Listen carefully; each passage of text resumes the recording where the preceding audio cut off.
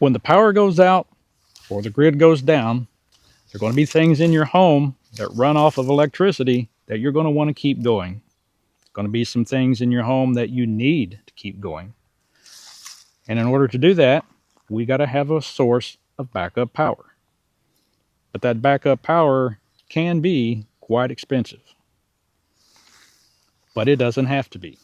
The Oupes Exodus 1500 is a very budget-friendly, entry-level power station without all the bells and whistles, but still with the capacity to do the things that you need to do to keep those things running. And it's still small enough, portable enough to take it on your outdoor adventures, camping, and the like. I jotted down a list of 5 questions that I thought you guys might like to have answered. Starting with number 1, why do I need a power station? Well, take a walk through your house, look at all the items you have that you use on a regular basis that use electricity. If there's any of those that you would not like to be without when the power goes out or the grid goes down, that's one reason that you need a power station. If anyone in your house has a medical device that requires electricity, you need a power station. And if you want to be able to do things and provide for your family the things that they're accustomed to quickly and easily, even when the power is out, that's the third reason to have a power station. Question number 2, why this particular unit, the Exodus 1500? It's very budget friendly, has a very good price and a discount code. It's large enough, has the capacity to power nearly any of those things that you just went through your house and looked at. But if you need a whole house unit, this is not the unit for that. But other than that, it has the capacity to power nearly any of those things that you just looked at. It's also still small enough to be easily transportable so that you can take it with you camping or on any of your outdoor adventures. It's right there in the sweet spot. Gives you the best of both worlds. Number 3, what will it do for me? It will help you not to have to throw the food away from your refrigerator because it went bad when the power was out. It will help you not have to do the same with the food in your freezer. It will let you keep your entertainment systems going in case you get bored or there's nothing for the children or the family to do. When it comes time to cook something, it will let you use a toaster oven or an induction cooker. It will let you have lights wherever you want them in the house. And any of those items that you didn't want to lose the use of, it will power most of those as well. Being that it's a budget-friendly, entry-level power station, does it work like it should? Well, based upon my usage of it and my testing of it, some of which I'm going to show you in the video, it works as advertised and has a 3-year warranty. Number 5, how much does it cost? Well, at the time of filming this video, here is the price. And I also have this discount code that will knock 5% off of that price. And if you're looking for a long-term solution to a grid down scenario, you really do need the ability to recharge the unit when the power's drained. And of course, solar panels is the best way to do that. Let's go look at the Exodus 1500, work with it, and test it. I want to say thank you to the Oupes folks for sending me the power station so that I could work with it, test it, review it for you guys, and for the discount code.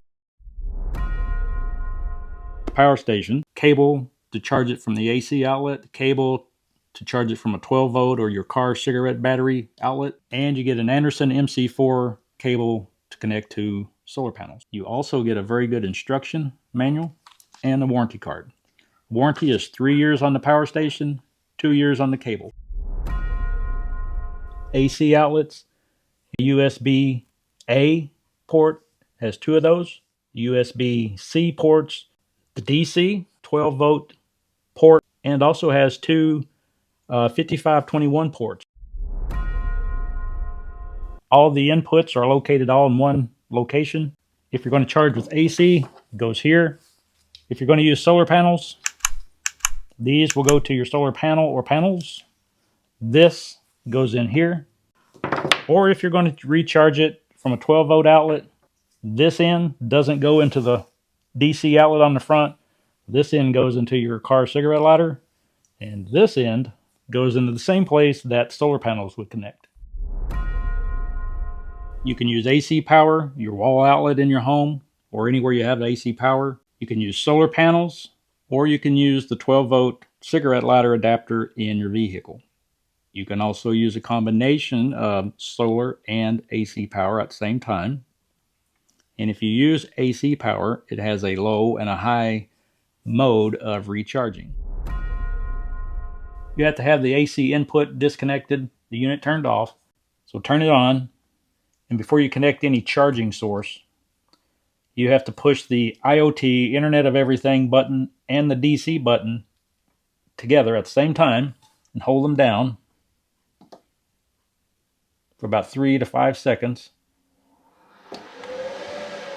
Now you can select, that's H is high, push the IoT button, and it's low, so we want high just to demonstrate. And once you've got it fixed, push the power button again,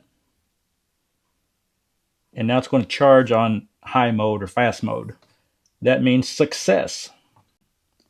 Typically, most manufacturers recommend that you use the low mode because it's a little bit better for the longevity of the battery, but you can use the faster charging.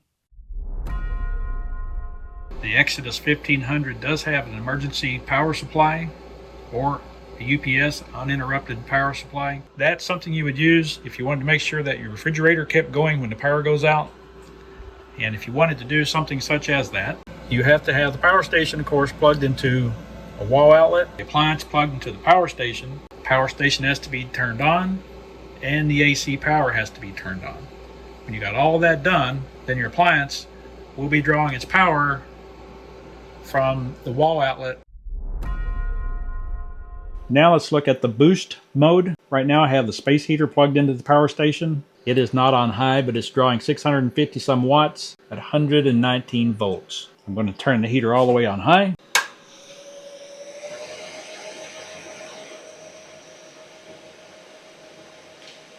So this is a 1500 watt unit.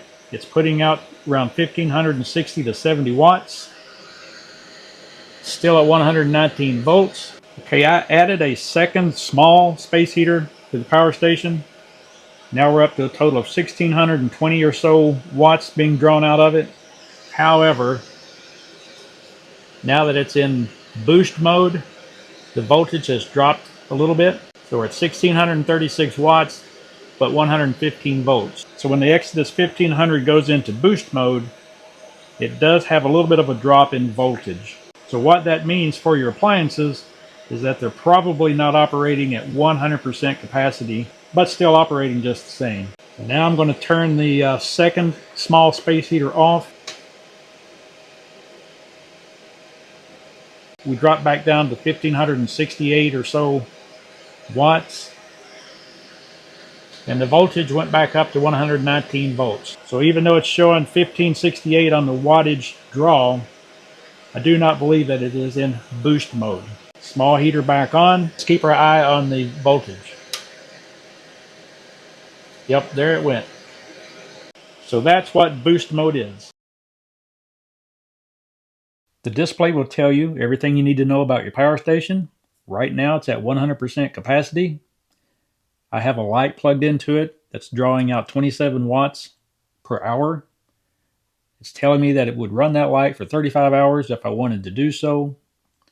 It is also at 119 volts. And when you're charging it, it tells you what your input is. You can also monitor your power station with the app. You can use either Bluetooth or Wi-Fi to do so. I'm going to use this oil heater. I just had it plugged into another power station, and it pulls out about 1570 watts, which is a little more than this unit is rated for, but it does have the boost feature. So we're going to turn it on and see what happens. So the heater's drawing the same amount of power from this power station as another one. So this one's working as it should. Let's see how long it will run. With 82% capacity. So it's been running about 10 minutes. We're down to 49 minutes left. 64% capacity. Still putting out over 1500 watts. Still using the oil heater. I'm going to let it drain the unit down to 10%. 10 minutes left. And I think it just kicked the unit off. So that was around 45 minutes with a 1500 watt heater. Turn the AC off. Turn it back on.